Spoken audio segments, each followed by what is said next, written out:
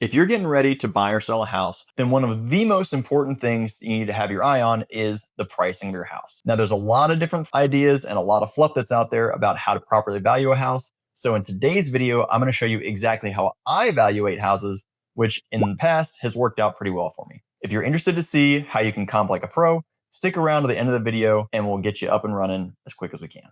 So let's go ahead and get started.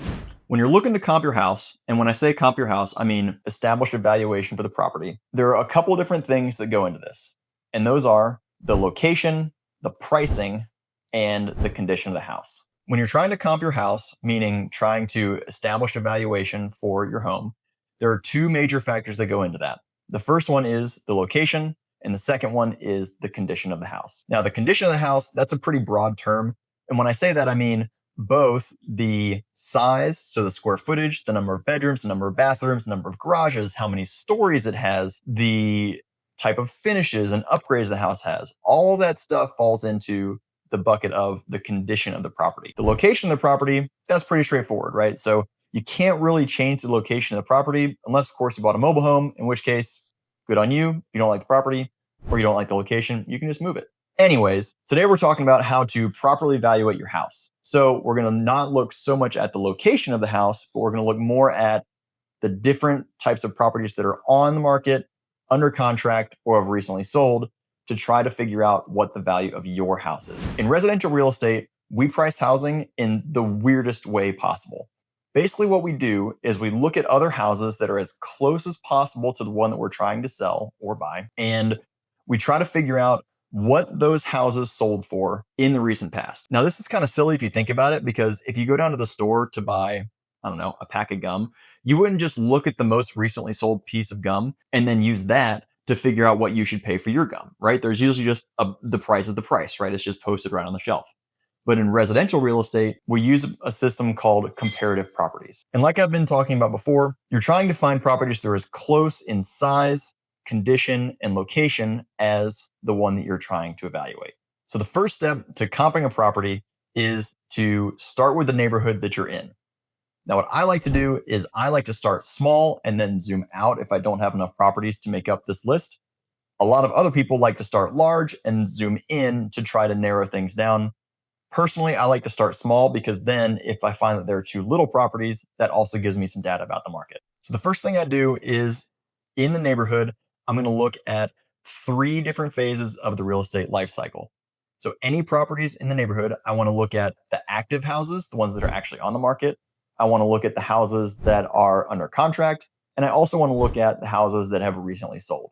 And each type of house, each house that falls into one of these categories is going to give me a little bit different information that I can use to piece together what my valuation is for this particular house. So let's start with the active properties. The best way to describe this is to say that your active properties, which are other houses that are on the market, those are your direct competition. So any house that is on the market, what I like to do is I look at the pricing and I try to undercut that pricing just a little bit because it's an attempt to entice other buyers away from those properties and towards the one that I'm listing. So for example, if there's a very similar house, 3 bedroom, 2 bathroom, 2-car garage, that's a couple streets over and it's in the same neighborhood and it's listed for $450,000.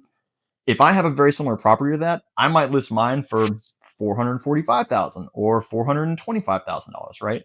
Because really, if someone's looking to buy a house in this neighborhood, they're probably not going to be turned off by having to drive another 2 streets over. So by doing so, I end up pricing my property more aggressively and therefore enticing other buyers to come in. So now that we have identified the houses that are on the market, which are our competition, we can get a little bit of information that's going to help us out later on. The first thing I can see is, number one, how long have these properties been on the market? If I see a house that's very similar to the one that I'm comping out, and it's been on the market for 90 days and it hasn't moved, then that means that there's something going on with that house. So maybe the pricing is too high, maybe the condition isn't good enough. So I want to take a close look at all the photos in the MLS and make sure that the house that I'm going to list is either in better or similar condition. If it is, then that means that if I price my house right alongside theirs, I can expect that after 30, 60, 90 days, that it's probably still not going to sell because the other house is almost like a predictor for what mine's going to be like. Now, on the other hand, If I see a house that's on the market for 2 days, that doesn't really tell me a whole lot, right? Because you can have a lot of showings and even get a couple offers in the first couple days, and you don't get as much information about what's going on with that house. So to summarize, what I'm looking for with the active properties are I'm looking for pricing, for days on market, and for the condition of the home. Now, the next part of the comping process is to look at all the properties that are under contract. Now, that could mean that they're either pending or active contingent. That really means the same thing, right? That means that the seller has accepted an offer and the buyer has made an offer and they've agreed, at least preliminarily, on the price and the terms. Now, the properties that are under contract, you can actually get a lot more information from these. Number one, you can look and see exactly how long the house was on the market before an offer was accepted. That can be crucial for determining how low or how high you want to price your property. If a house with similar finishes and in similar condition has been on the market for 12 days before it went under contract, then that means if my house is very similar to that, I can also expect to be on and off the market in about 12 days. The same goes for longer listing timelines. If I see a house that's finally gone under contract after 90 plus days, I know that if my house is in similar condition and is priced similarly, then I'm probably not going to get a contract signed until 90 days out. Now, of note, the pending properties and the active and contingent properties, so the ones that have a contract written on them, you can't see what the price was that the buyer and seller agreed upon. So you can't see the contract price. The only price that you see in the MLS was the list price at the time that the property went under contract. What this means is that the property could be listed for $400,000, but if the buyer and seller put the property under contract at $435,000, the market is still going to show that the house is at $450,000, even though there's a $15,000 difference. Now, the trick is you have to actually pick up the phone and call the other agent, so call the listing agent, if you want to get the information about what the property actually went under contract for. This can be kind of a sticky situation for some people. A lot of agents like to hold that number close to the chest. They don't like to share it. Personally, I'm more than happy to give out as much information as possible because that allows everyone to have the same information and it gives them the ability to make an informed decision about what to list their property at or what to make an offer at. So far, we've talked about both active and pending properties. So the active properties are going to be our competition. They're going to tell us kind of what the going rate is or what the expected list price is for that neighborhood. And then also the condition of the homes that I'm going to be competing against. All the properties that are under contract is going to give me, number one, the expected number of days before a house goes under contract, which is helpful for myself or my buyer or my seller. And then it's also going to tell me what the condition of the house was when the house went under contract, because we can look at those photos, we can see the days on market. But of note, it does not tell me what price the property actually went under contract for.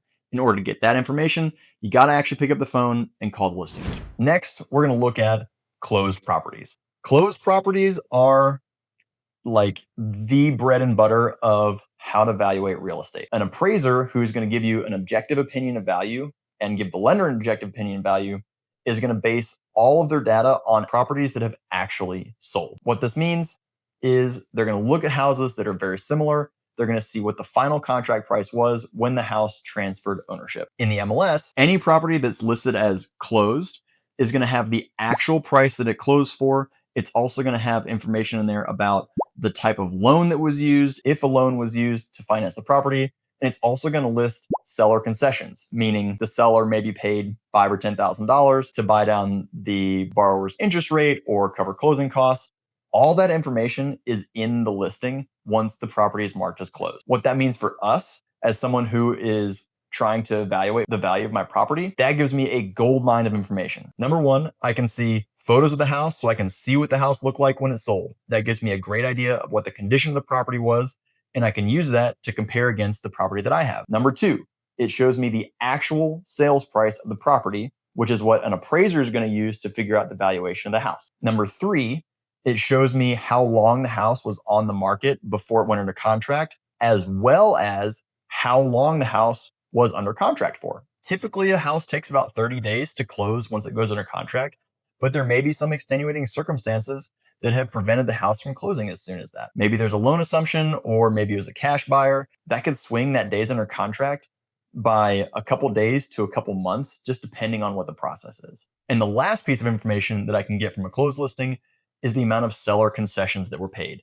Now, this is a big one that a lot of real estate agents forget to check, and it's super important for anyone who's buying or selling a house. For example, if you have a house that's sold for $400,000, but then you look in the seller concessions box and it says that there was $20,000 of seller concessions, that means that the seller didn't put $400,000 in their pocket. It means that they put $380,000 in your pocket, right? So that the seller concession is actually could lower the sales price significantly. Again, like I said, this is something that a lot of people miss, but it's super important to give you a good expectation and a good prediction of what your house is going to do once you put it on the market.